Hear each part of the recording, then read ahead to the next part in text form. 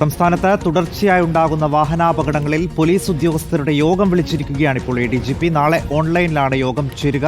ഗതാഗത കമ്മീഷണറുമായി ADGP Manoj Abraham ചർച്ച നടത്തും.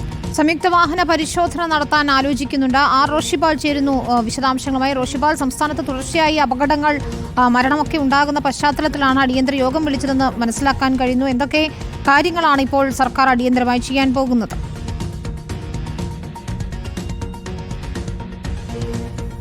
വിനീത, ഒന്ന് സംസ്ഥാനത്ത് അപകടം തുടർച്ചയായി അത് വ്യാപകമാകുന്നു.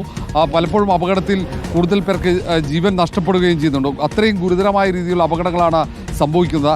ഈ ഒരു സാഹചര്യത്തിലാണ് സംസ്ഥാന ഗതാഗത കമ്മീഷണർ പോലീസിനോട് സഹായം അഭ്യർത്ഥിച്ചിരിക്കുന്നത്. പോലീസിൻ്റെ ഒപ്പം മോട്ടോർ വാഹന വകുപ്പിലെയും ഉദ്യോഗസ്ഥർ സംയുക്തമായി റോഡിൽ പരിശോധന നടത്താനുള്ള ഒരു തീരുമാനത്തിലേക്കാണ് എത്തുന്നത്. അതിൻ്റെ ഭാഗമായിട്ടാണ് ഉന്നത പോലീസ് ഉദ്യോഗസ്ഥരും ഒപ്പം ജില്ലാ പോലീസ് മേധാവിമാരുടെയും യോഗം നാളെ ഉച്ചയ്ക്ക് 1 മണിക്ക് ഓൺലൈനിൽ വിളിച്ചു ചേർത്തിരിക്കുന്നത്. അതിൽ പോലീസ് മേധാവിക്കൊപ്പം അതിൽ ADGP മനോജ് എബ്രഹാമാണ് യോഗം വിളിച്ചു ചേർത്തത്. അതിൽ മനോജ് എബ്രഹാമിനൊപ്പം യോഗത്തിൽ ഗതാഗത കമ്മീഷണർ CH നാഗരാജുവും പങ്കെടുക്കും.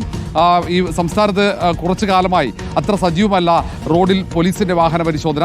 ഈ ഒരു സാഹചര്യത്തിലാണ് ഇപ്പോൾ വാഹനാപകടം കൂടുതൽ വ്യാപകമായ സാഹചര്യത്തിൽ കൂടിയാണ് ഇത്തരമൊരു സാധ്യത കൂടി പരിശോധിക്കുന്നത്, സംയുക്ത പരിശോധന. ഏതായാലും നാളത്തെ യോഗത്തിൽ ഇത് സംബന്ധിച്ച് വിശദമായ തീരുമാനമുണ്ടാകും.